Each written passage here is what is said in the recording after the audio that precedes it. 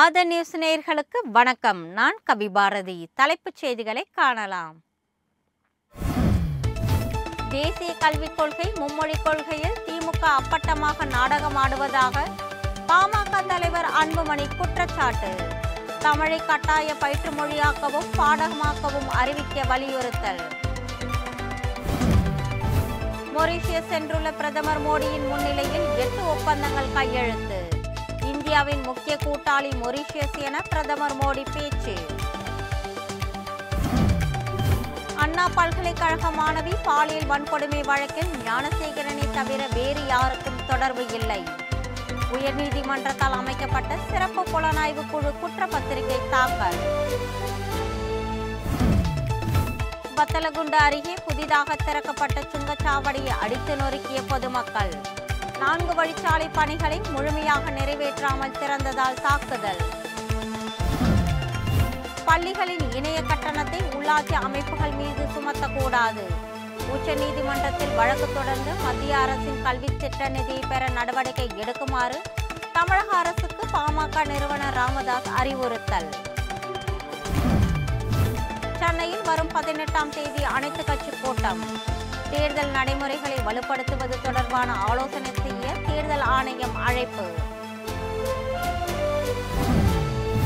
வேங்கை வயல் வழக்கில் ஆஜரான குற்றம் சாட்டப்பட்டுள்ள 3 பேருக்கும் குற்றப்பத்திரிகை நகலை வழங்கிய சிபிசிஐடி போலீசார். வழக்கு விசாரணையை வரும் 20ஆம் தேதிக்கு ஒத்திவைத்த புதுக்கோட்டை நீதிமன்றம். இனி தொடர்வது விரிவான செய்திகள். புதுக்கோட்டை வேங்கை வயல் வழக்கு விசாரணை வரும் 20ஆம் தேதிக்கு தள்ளி வைக்கப்பட்டுள்ளது.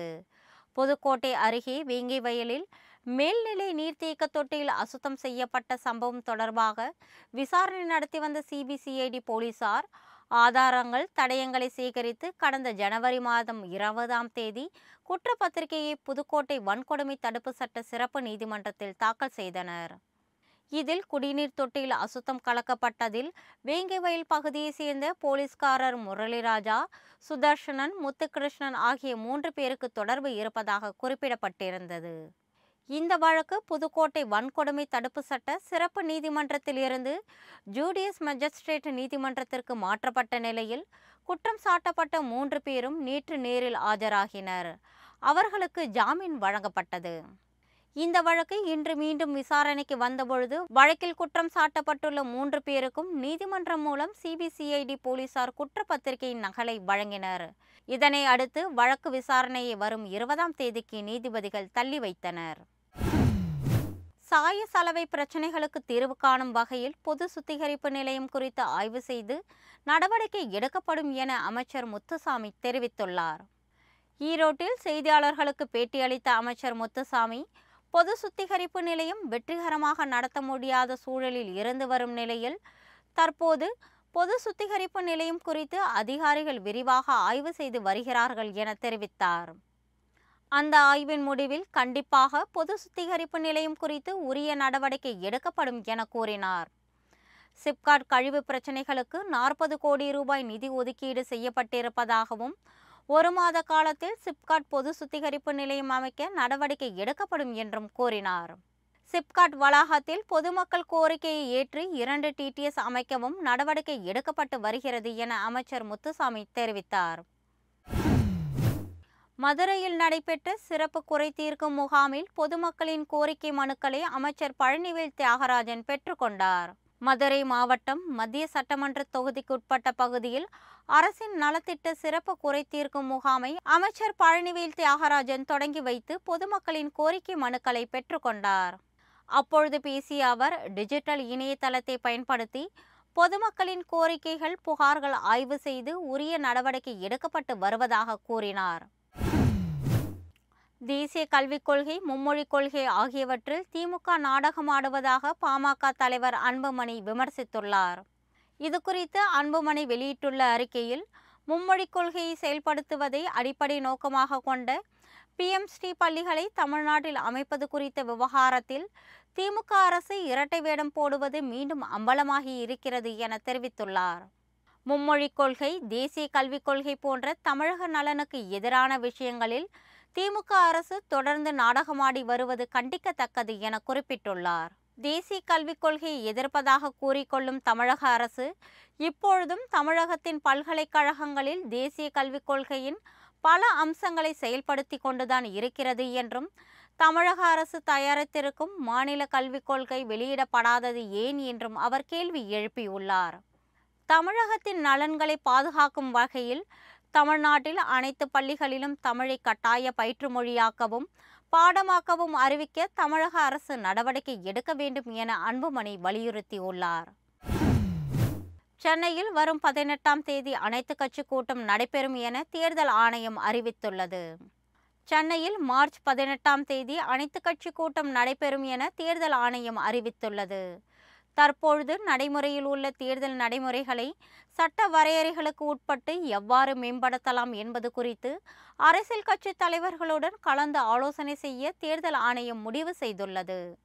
அதன்படி தேர்தல் நடைமுறைகளை வலுப்படுத்த அரசியல் கட்சிகளுடன் ஆலோசிக்க அங்கீகரிக்கப்பட்ட தேசிய மற்றும் மாநில கட்சிகளுக்கு தமிழ்நாடு தலைமை தேர்தல் அதிகாரி அர்ச்சனா பட்நாயக் அழைப்பு விடுத்துள்ளார். உச்சநீதிமன்றத்தில் வழக்கு தொடர்ந்து மத்திய அரசின் கல்வி திட்ட நிதியை பெறுவதற்கு தமிழக அரசு நடவடிக்கை எடுக்க வேண்டும் என்று பாமக நிறுவனர் ராமதாஸ் தெரிவித்துள்ளார். இதுகுறித்து ராமதாஸ் வெளியிட்டுள்ள அறிக்கையில், தமிழகத்தில் உள்ள ஊரக உள்ளாட்சி அமைப்புகள் போதிய வருவாயும் நிதியும் இல்லாமல் தடுமாறி வரும் நிலையில் இணைய கட்டணத்தையும் செலுத்த வேண்டிய சுமையை அவற்றின் மீது பள்ளி கல்வித்துறை சுமத்துவது கண்டிக்கத்தக்கது என குறிப்பிட்டுள்ளார்.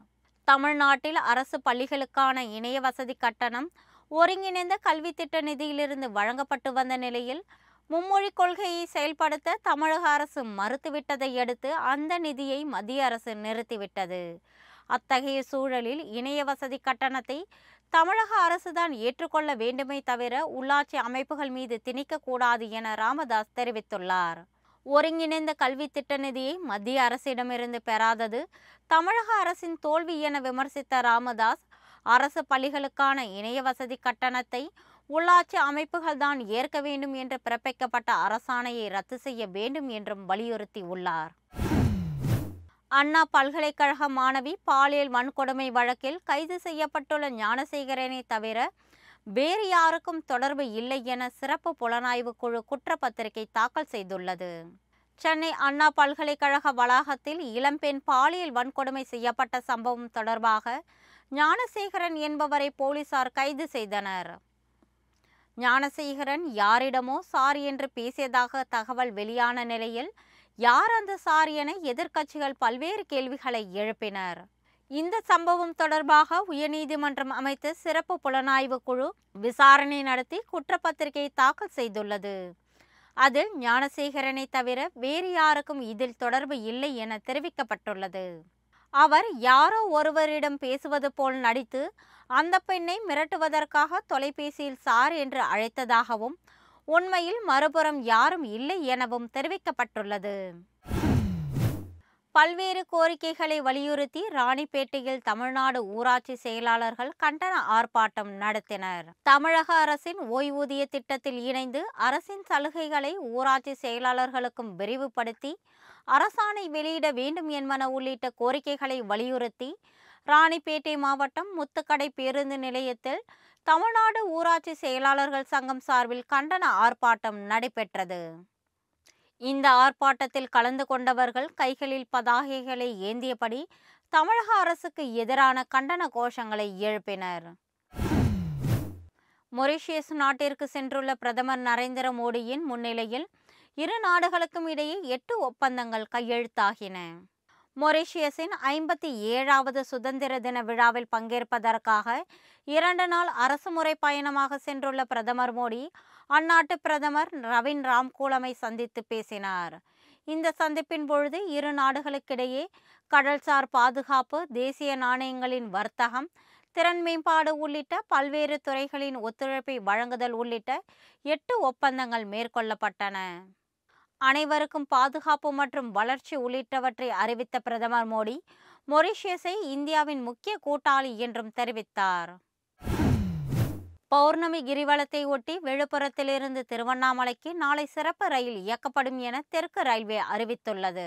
இதுகுறித்து தென்னக ரயில்வேயின் திருச்சி கோட்ட ரயில்வே மக்கள் தொடர்பு அலுவலகம் வெளியிட்டுள்ள செய்திக்குறிப்பில், திருவண்ணாமலை அருணாச்சலேஸ்வரர் கோவிலில் நடைபெறும் பௌர்ணமி கிரிவலத்தில் பக்தர்கள் அதிக அளவில் பங்கேற்பார்கள் என்பதால் அவர்களின் வசதிக்காக விழுப்புரம் ரயில் நிலையத்திலிருந்து நாளை காலை திருவண்ணாமலைக்கு சிறப்பு ரயில் இயக்கப்படும் என தெரிவிக்கப்பட்டுள்ளது. இதேபோல் மறுமார்க்கத்தில் திருவண்ணாமலை ரயில் நிலையத்திலிருந்து நாளை பகல் 12:40 மணிக்கு புறப்படும் திருவண்ணாமலை விழுப்புரம் சிறப்பு ரயில் மதியம் 2:15 மணிக்கு விழுப்புரம் ரயில் நிலையம் வந்தடையும் எனவும் கூறப்பட்டுள்ளது. திண்டுக்கல் மாவட்டம் வத்தலகுண்டு அருகே சுங்கசாவடியை விவசாயிகளும் பொதுமக்களும் சூறையாடியதால் பரபரப்பு ஏற்பட்டுள்ளது.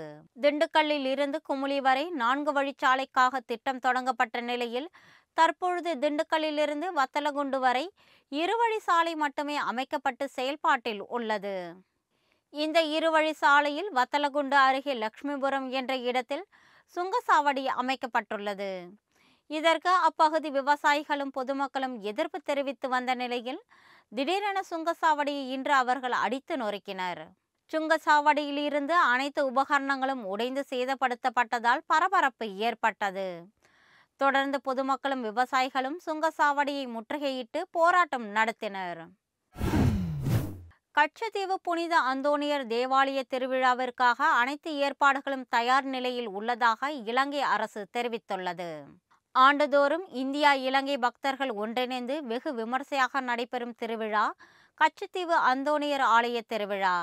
இத்திருவிழா மார்ச் 14ஆம் தேதி நடைபெறுகிறது.